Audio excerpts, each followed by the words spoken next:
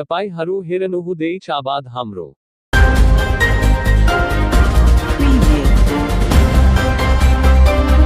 आवाज हमरो चैनल को प्रस्तुति हिंदी समाचार। लॉकडाउन में योगी सरकार का बड़ा ऐलान, अब में 11 तरह की इंडस्ट्रीज शुरू होंगी। गाइडलाइंस का पालन जिला प्रशासन और चिकित्सा विभाग सुनिश्चित कराएगा। इस दौरान किसी भी कर्मचारी में कोरोना संक्रमण के लक्षण दिखाई देने पर जिला प्रशासन को सूचित करना होगा। प्रथम चरण में अधिकतम 50% श्रमिक रहेंगे। हॉटस्पॉट एरिया में नहीं चलेगी कोई भी यूनिट। कोरोना संकट के बीच उत्तर प्रदेश में योगी सरकार ने बड़ा कदम उठाया है। प्रदेश सरकार ने आवश्यक सेवाओं के साथ 11 तरह के उद्योगों को सशर्त चलाने की अनुमति दे दी है। फिलहाल सतत प्रक्रिया उद्योगों के संचालन की अनुमति दी गई है। स्टील, रिफाइनरी, सीमेंट, रसायन, उर्वरक, वस्त्र उद्योग, परिधान को छोड़कर फाउंड्रीज, पेपर, टायर, चीनी मिल को चलाने की अनुमति दी गई है। साथ ही कॉमन एफ्लुएंट ट्रीटमेंट प्लांट को शुरू करने के आदेश दिए गए हैं। निहंगों के हमले में घायल एसआई हरजीत सिंह को मिला प्रमोशन, 3 पुलिसकर्मियों को डीजीपी मेडल। पंजाब के डीजीपी दिनकर गुप्ता ने मुख्यमंत्री कैप्टन अमरिंदर सिंह से सलाह मशविरा करने के बाद हरजीत सिंह को प्रमोट करने और 3 पुलिसकर्मियों को पुरस्कृत करने का फैसला लिया। निहंगों के हमले में एएसआई हरजीत सिंह का कट गया था हाथ। डॉक्टरों ने लंबी सर्जरी के बाद जोड़ा था हरजीत सिंह का हाथ। पटियाला सब्जी मंडी में निहंगों के हमले में बुरी तरह घायल होने वाले पंजाब पुलिस के एएसआई हरजीत सिंह को प्रमोट करके सब इंस्पेक्टर बना दिया गया है। उनकी बहादुरी और साहस को देखते हुए यह फैसला लिया गया है। इसके अलावा हमले में घायल हुए 3 पुलिसकर्मियों को डीजीपी मेडल से सम्मानित किया गया है। लॉकडाउन, रघुराम राजन, अमर्त्य सेन और अभिजीत बैनर्जी ने सरकार को दिए ये 10 सुझाव। भारतीय मूल के 3 बड़े अर्थशास्त्री आरबीआई के पूर्व गवर्नर रघुराम राजन, नोबेल पुरस्कार विजेता अमर्त्य सेन और नोबेल विजेता अभिजीत बैनर्जी ने एक लेख लिखा है। इसमें दिग्गज अर्थशास्त्रियों ने सरकार को लॉकडाउन से अर्थव्यवस्था से पर हो रहे असर और लोगों की मदद से जुड़े कुछ अहम सुझाव दिए हैं। लॉकडाउन तोड़ने वालों की जरूरतें समझे सरकार। गरीब जरूरतमंदों तक पहुंचे स्टॉक में पड़ा अनाज। अस्थायी राशन कार्ड बनाकर तुरंत बांटा जाए राशन। लॉकडाउन की वजह से 24 मार्च से सब कुछ बंद है, जिससे हर रोज बड़ा नुकसान हो रहा है। भारत में पहले से ही अर्थव्यवस्था और नौकरियों को लेकर चिंताएं हैं। अब कोरोना संकट से और गहरा गया है। इस बीच भारतीय मूल के 3 बड़े अर्थशास्त्री आरबीआई के पूर्व गवर्नर रघुराम राजन, नोबेल पुरस्कार विजेता अमर्त्य सेन और नोबेल विजेता अभिजीत बैनर्जी ने एक लेख लिखा है। तीनों ने मिलकर अंग्रेजी अखबार द इंडियन एक्सप्रेस में ये लेख लिखा है। कोरोना संकट के बीच पीएम मोदी का वादा, भूटान जॉर्डन के साथ खड़ा है भारत। प्रधानमंत्री नरेंद्र मोदी ने भूटान की स्थिति पर भूटान के प्रधानमंत्री डॉक्टर लोटे त्शेरिंग से बातचीत की। प्रधानमंत्री मोदी ने बातचीत में कहा कि भूटान ने सही दिशा में काम किया, जिसकी वजह से भूटान में संक्रमण का फैलाव नियंत्रित रहा। प्रधानमंत्री मोदी ने जॉर्डन के किंग अब्दुल्ला से भी बातचीत की। प्रधानमंत्री मोदी ने जॉर्डन के किंग से की बात। कोरोना को लेकर भूटान की पीएम ने की तारीफ। कोरोना वायरस ने पूरी दुनिया को अपनी जद में ले लिया है। प्रधानमंत्री नरेंद्र मोदी इस महामारी में वैश्विक नेता के तौर पर उभरे हैं और मित्र राष्ट्रों के साथ लगातार संपर्क में बने हुए हैं। प्रधानमंत्री नरेंद्र मोदी ने भूटान और जॉर्डन से संपर्क किया है। कोरोना संकट के बीच प्रधानमंत्री नरेंद्र मोदी ने भूटान के प्रधानमंत्री लोटे त्शेरिंग और जॉर्डन के किंग अब्दुल्ला से बातचीत की है। मरकज के मुखिया मौलाना साद के खिलाफ ईडी ने दर्ज किया मामला। मरकज ट्रस्ट की बही खाता की जांच की जा रही है। ईडी इस बात पर भी गौर करेगा कि क्या दान में प्राप्त धन में गड़बड़ी की गई थी और क्या इसके लिए हवाला का उपयोग किया गया था। लॉकडाउन उल्लंघन के आरोप में एफआईआर दर्ज। विदेशों से बड़ी मात्रा में लिया धन, छिपाई जानकारी। प्रवर्तन निदेशालय ईडी ने तबलीगी जमात और मरकज के प्रमुख मौलाना साद के खिलाफ धन शोधन रोकथाम कानून के तहत मामला दर्ज किया है। दिल्ली पुलिस ने मौलाना साद और अन्य के खिलाफ लॉकडाउन नियमों के उल्लंघन के आरोप में एफआईआर दर्ज किया था और अब ईडी ने उसके खिलाफ मामला दर्ज किया है। वित्तीय जांच एजेंसी को संदेह है कि मौलाना साद के संगठन द्वारा विदेशों से बड़ी मात्रा में धन प्राप्त किया गया था और सरकारी अधिकारियों के समक्ष इसका खुलासा नहीं किया गया। यूपी में पीपीई किट को लेकर उठे सवाल, डॉक्टरों के इस्तेमाल पर लगाई गई रोक। कोरोना वायरस की जांच व इलाज में जुटे डॉक्टरों और स्टाफ को पीपीई किट पहनना अनिवार्य है। यह किट मेडिकल स्टाफ को कोरोना वायरस से बचाने में मदद करता है। यूपी मेडिकल सप्लाई कॉरपोरेशन ने भेजी थी किट। महानिदेशक के गुप्ता ने कहा, मत करें इस्तेमाल। कोरोना से निपटने के लिए टेस्टिंग पर जोर दिया जा रहा है, लेकिन उत्तर प्रदेश में personal protection equipment PPE kit पर ही सवाल उठने लगे हैं। यूपी मेडिकल सप्लाई कॉरपोरेशन की ओर से भेजी गई पीपीई किट को इस्तेमाल न करने के निर्देश दिए गए हैं। महाराष्ट्र में बीते 24 घंटे में सामने आए 286 नए केस, 7 लोगों की हुई मौत। महाराष्ट्र में कोरोना वायरस का कहर जारी है। गुरुवार को महाराष्ट्र में कोरोना संक्रमण के 286 नए मामले सामने आए, वहीं 7 लोगों की मौत हो गई। मरने वालों में ज्यादातर रोगियों की उम्र 60 वर्ष के करीब है। महाराष्ट्र पर कोरोना की सबसे ज्यादा मार। सूबे में अब तक 194 लोगों की हो चुकी मौत। कोरोना वायरस की वजह से सबसे ज्यादा प्रभावित राज्य महाराष्ट्र है। महाराष्ट्र में कोरोना वायरस का संक्रमण तेजी से बढ़ रहा है। कोविड-19 महामारी की वजह से बीते 24 घंटे में राज्य में 7 लोगों की मौत हो गई, वहीं 286 नए मामले सामने आए हैं। प्रोटेक्टिव गियर के बिना जान जोखिम में डालकर रहे होम डिलीवरी, सैलरी भी कट रही। दक्षिणी दिल्ली में हाल ही में एक डिलीवरी बॉय को कोरोना पॉजिटिव पाया गया है। इस घटना के बाद इंडिया टुडे टीवी ने ग्राउंड जीरो पर यह पता लगाने की कोशिश की कि इन डिलीवरी बॉयज और गर्ल्स के लिए आर्थिक राजधानी मुंबई में किस तरह के प्रोटोकॉल हैं। भगवान भरोसे डिलीवरी बॉयज की सुरक्षा। काम करने वाले ज्यादातर लोग गरीब। तमाम ऑनलाइन फूड डिलीवरी पोर्टल के डिलीवरी बॉयज और गर्ल्स लोगों के घर तक खाना पहुंचा रहे हैं। इस दौरान वे अपनी और दूसरों की भी जान जोखिम में डाल रहे हैं। दिल्ली में हाल ही में एक डिलीवरी बॉय कोरोना पॉजिटिव पाया गया है। इस घटना के बाद इंडिया टुडे टीवी ने ग्राउंड जीरो पर यह पता लगाने की कोशिश की कि इन डिलीवरी बॉयज और गर्ल्स के लिए आर्थिक राजधानी मुंबई में किस तरह के प्रोटोकॉल हैं। हमें मिलने वाले जवाब चौंकाने वाले हैं। लॉकडाउन में फंसे हों और मदद चाहिए तो इन नंबरों पर करें कॉल।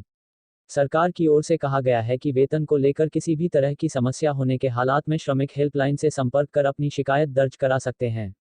कोरोना संकट के बीच सरकार ने जारी किए श्रमिक हेल्पलाइन नंबर पर संपर्क कर अपनी शिकायत करा सकते हैं दर्ज। कोरोना वायरस से निपटने के लिए देश में 3 मई तक लॉकडाउन को बढ़ा दिया गया है। वहीं श्रम मंत्रालय ने प्रवासी मजदूरों की वेतन संबंधी समस्याओं के समाधान के लिए वर्कर्स हेल्पलाइन की शुरुआत भी की है। वेतन को लेकर किसी भी तरह की समस्या होने के हालात में श्रमिक हेल्पलाइन से संपर्क कर अपनी शिकायत दर्ज करा सकते हैं। देश के 20 क्षेत्रीय केंद्रों पर इसकी शुरुआत की गई है। इन क्षेत्रों के मजदूर क्षेत्रीय केंद्र के हेल्पलाइन नंबरों पर संपर्क कर सकते हैं। क्या लॉकडाउन के बीच जल्लीकट्टू बैल की अंतिम यात्रा में 3000 लोग जुटे? दी लल्लन टॉप शो में सबसे पहले बात करेंगे मदुरई के एक वीडियो की। दरअसल यहां एक जल्लीकट्टू बैल की मौत हो गई थी।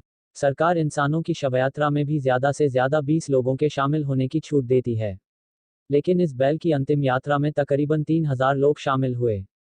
मदुरई तमिलनाडु में पड़ता है, जहां कोरोना संक्रमण के 1242 मामले सामने आ चुके हैं और 14 लोगों की मौत भी हो चुकी है। अकेले मदुरई में ही 40 से ऊपर मामले सामने आ चुके हैं। इलाके में जल्लीकट्टू में शामिल होने वाले बैलों का बड़ा मान होता है। उन्हें लगभग देवता माना जाता है, इसीलिए इतनी भारी भीड़ जुटी। लेकिन जैसा कि हम लगातार कहते आए हैं, जान के खतरे के आगे किसी भी परंपरा या मान्यता का तर्क बेकार है। पूरा मुल्क 40 दिनों के लिए बंद कर दिया गया है, उसके बावजूद इतने लोगों का एक जगह इकट्ठा होना एक बेहद गैरजिम्मेदाराना हरकत थी। महाराष्ट्र में कोरोना से लड़ने की मुहिम तेज, बनी स्पेशल टास्क फोर्स। कोरोना के तेजी से बढ़ रहे मामलों के अलावा महाराष्ट्र के लिए एक और चिंताजनक बात यह है कि दूसरे राज्यों के अलावा कोरोना से होने वाली मौतों की दर ज्यादा है। इसलिए सरकार ने अब एक्सपर्ट डॉक्टरों की एक स्पेशल टास्क फोर्स बनाई है, जो कोरोना के मरीजों का इलाज कर रहे डॉक्टरों को गाइड करेगी। कोरोना मरीजों का इलाज कर रहे डॉक्टरों को एक हॉटलाइन भी मिलेगी। ये सुविधा सरकारी डॉक्टर और निजी डॉक्टरों को भी मिलेगी। कश्मीर पर पैक का साथ देने वाले तुर्की और मलेशिया ने भी मांगी मोदी से मदद। भारत ने जब कश्मीर का विशेष दर्जा खत्म किया तो मलेशिया और तुर्की 2 ऐसे देश थे जिन्होंने पाकिस्तान का खुलकर साथ दिया। अब जब पूरी दुनिया कोरोना महामारी की चपेट में है तो इन देशों को भी भारत में उम्मीद नजर आ रही है। इस उम्मीद की वजह है एंटी मलेरिया ड्रग हाइड्रोक्सीक्लोरोक्वीन। ये दवा सुपरपावर अमेरिका से लेकर तीसरी दुनिया के देश ब्राजील तक ने भारत से मांगी। अब इस कड़ी में पाकिस्तान को अपना सच्चा दोस्त बताने वाले मुस्लिम बाहुल्य देश मलेशिया और तुर्की का नाम भी जुड़ गया है। भारत ने हाल ही में 13 देशों के लिए कोरोना वायरस के इलाज के लिए हाइड्रोक्सीक्लोरोक्वीन की आपूर्ति की। शुरुआत में भारत ने कहा था कि वह नेपाल, भूटान और बांग्लादेश को जरूरी ड्रग भेजेगा। न्यूयॉर्क में हालात में सुधार आने के बावजूद लॉकडाउन 15 मई तक बढ़ाया गया। न्यूयॉर्क के गवर्नर एंड्रू कुओमो ने राज्य में बंद की अवधि 15 मई तक बढ़ा दी है। उन्होंने कहा कि आंकड़े दिखाते हैं कि स्थिति में सुधार हो रहा है, लेकिन हम जो कर रहे हैं उसे हमें जारी रखना होगा। कुओमो ने नियमित संवाददाता सम्मेलन में कहा, मैं देख रहा हूं कि संक्रमण की दर और कम हुई है। गवर्नर ने बताया कि अस्पतालों में भर्ती होने वाले मरीजों की संख्या में कमी आ रही है। इंटेंसिव केयर में भी मरीज घर रहे हैं। अर्थव्यवस्था के पटरी में आने से पहले संक्रमण की दर में भी उल्लेखनीय कमी आ सकती है। कोरोना वायरस संक्रमण को लेकर अमेरिका के आरोप पर पुतिन और शी ने जताई कड़ी प्रतिक्रिया।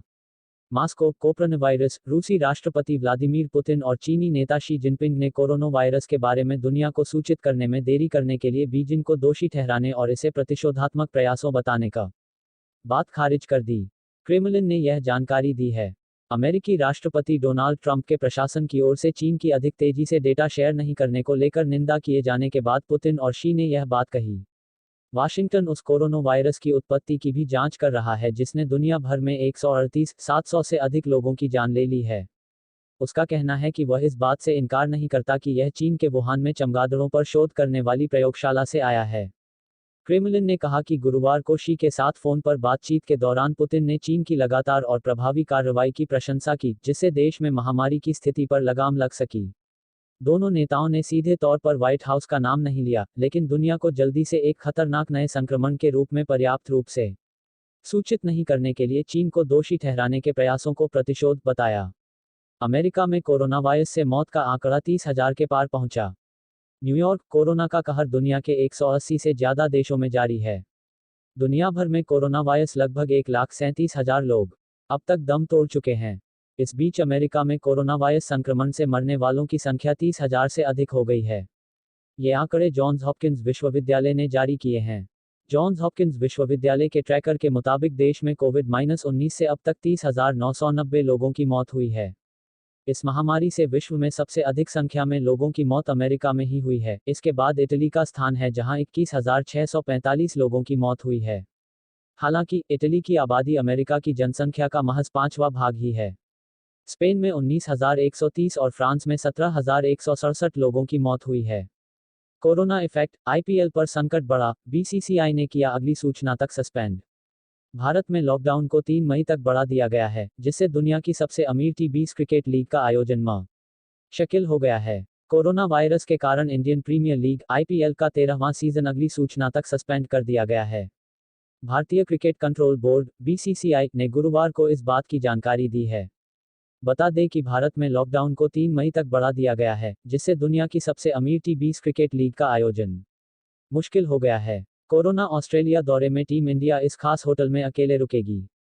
ऑस्ट्रेलिया का दौरा करने वाली टीम इंडिया को संभावित अलग केंद्र के रूप में एडिलेड ओवल के नए होटल की पेशकश की जा सकती है। 4 करोड़ 20 लाख डॉलर के होटल में ठहराया जा सकता है, जहां नंबर 1 टेस्ट टीम को शीर्ष स्तर की सुविधाएं मिलेंगी। ऑस्ट्रेलिया का दौरा करने वाली टीम इंडिया को संभावित अलग केंद्र के रूप में एडिलेड ओवल के नए होटल की पेशकश की जा सकती है। तेजी से फैलती कोरोना महामारी के कारण हालांकि अभी इस दौरे पर संशय के बादल छाए हुए हैं। आईसीसी इवेंट्स की संयुक्त मेजबानी के लिए पैक कर रहा है ये काम।